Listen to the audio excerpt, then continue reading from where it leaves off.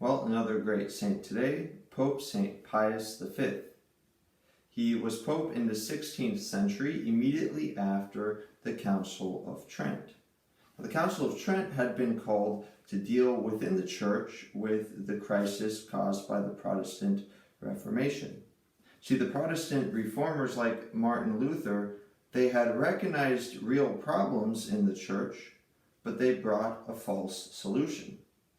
The problem, of course, was a great deal of corruption and immorality, especially on the part of the clergy. And ultimately, that's always due to a lack of faith. But the false solution brought by the Protestants was to change the doctrines, change the beliefs that we have as Christians. So Trent responded with a more authentic solution. Against these Protestant distortions, they re-emphasized and restated the basic truths of our Catholic faith, especially in those areas that had been challenged.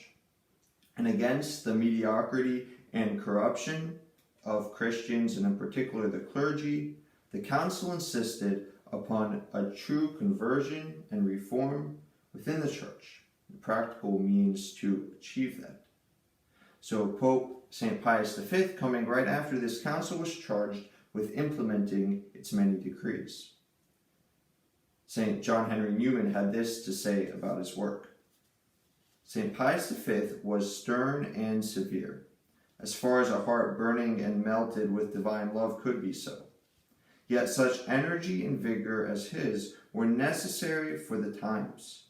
He was a soldier of Christ in a time of insurrection and rebellion, when, in a spiritual sense, martial law was proclaimed. St. Pius V was intense, but it was called for. See, some people are uncomfortable with such a strong insistence on doctrine and discipline. But ultimately, what's at stake is this. Do we follow the one Lord Jesus Christ, a real person who revealed himself to us as he is, or do we worship an idol made in our image, whom we scandalously call Jesus?